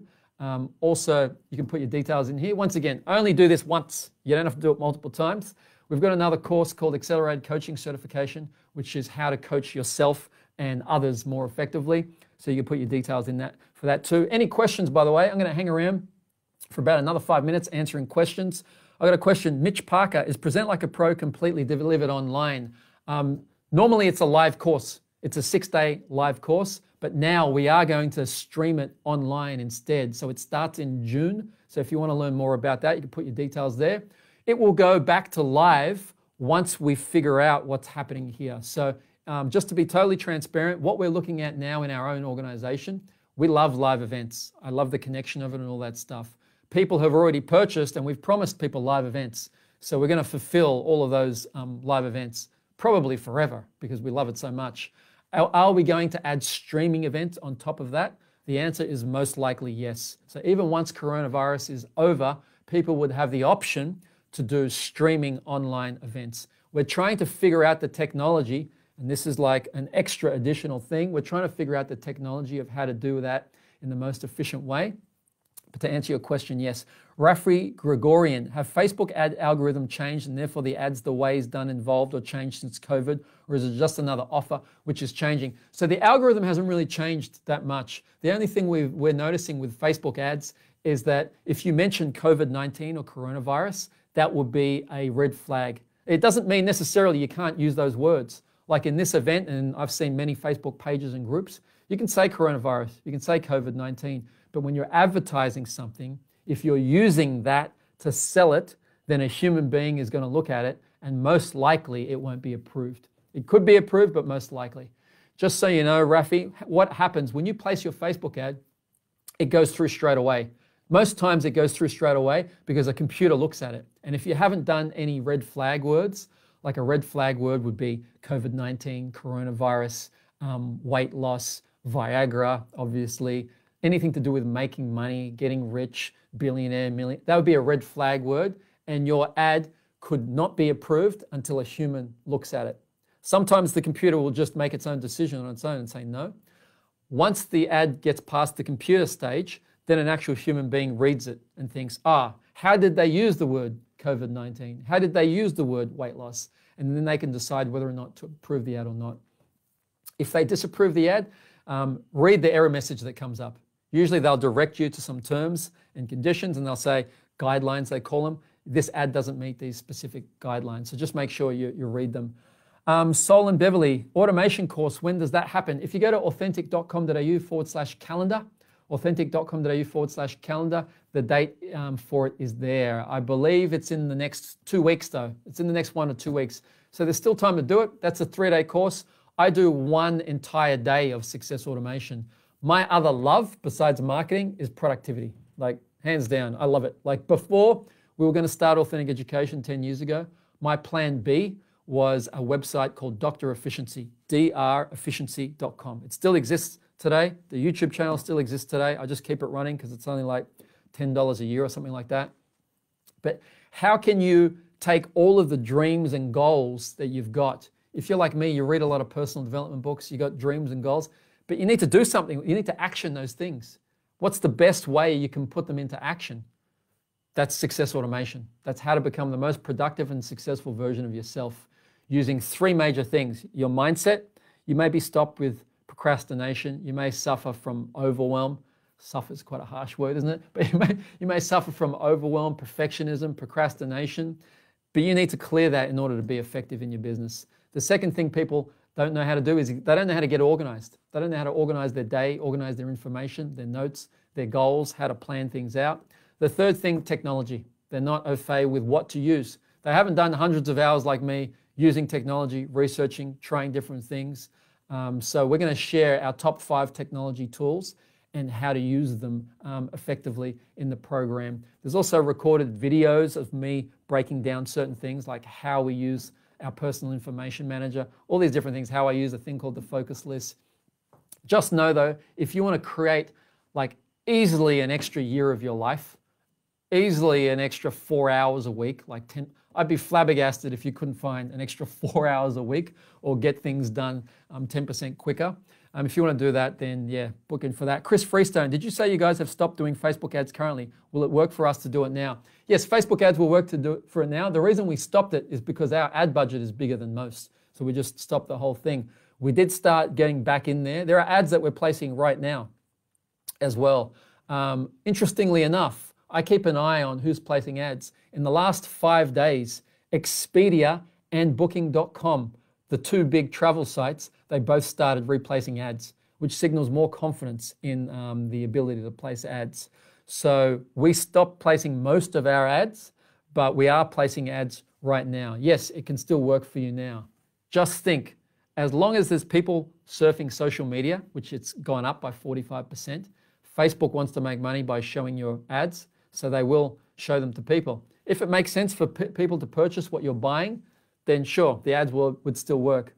So the way that human beings have behaved physically has changed. Physically, we're at home, but mentally, we still have needs. We still have the need for entertainment, knowledge, connection, fun, cooking, health, getting certifications in things, courses, some even more than others. There's a whole raft. Like if you teach anyone anything, there's hundreds and thousands of people across Australia right now that are thinking, what am I going to do at home? There's only so much Netflix I can watch. I'm going to learn something. I'm going to do something productive. I'm going to build a new skill like, coaching or health or meditation or dancing.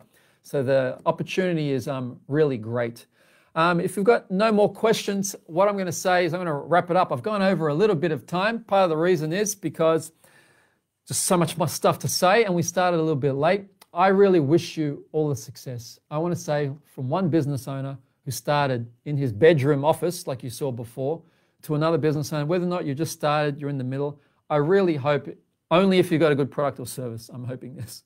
If you've got a good product or service, I really hope that all of the dreams you have of creating a successful business are true. I hope that it's enjoyable.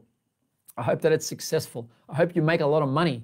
Yes, I said the M word. I hope you make a lot of money because you deserve it. I hope your students, I hope your customers get a lot of value and enjoy paying for your product or service. I hope that you become good friends with them like we have as well. I hope all the success because you're putting yourself out there and taking the road less traveled. I know that's not an easy thing to do. I know the road has got a lot of twists and turns. If I can help you along that road, because when I first started, I didn't have that help of a mentor. If I can help you along that road, get results quicker, if my team can, that's what we're here to do. I didn't create all these courses because I was looking for something to sell. We created this business authentic education, and we love this business authentic education. It is our retirement and what we're going to do way past 65. We created this because we enjoyed it. We created it because we have people that we want to help, what we call specifically difference makers. People are wanting to make a difference in other people's lives, and we thought, what do they need? This is what they need. I'm going to create this course. Yes, in order to help them, we do have to charge because we've got staff and all these other different costs and stuff like that. But if we can help you with these courses, it would be my pleasure to you. So I hope we get to meet again, whether or not it's a Facebook Live, a Google Meet. Join the Facebook Made Easy, not Facebook, the Marketing Made Easy group. Follow me on Instagram, Cham Tang Official. Follow me on YouTube, Cham Tang Official, and also the Facebook page. Until we meet again, just remember, you don't have to get it right, you just have to get it started. See you later all. Thank you very much for watching, and goodbye. I'm going to end the Facebook Live, but if you've got questions after that, drop them in the comments. I'll come back later today or tomorrow and then answer some of these questions if it's easy to. See you later all. Have a good day.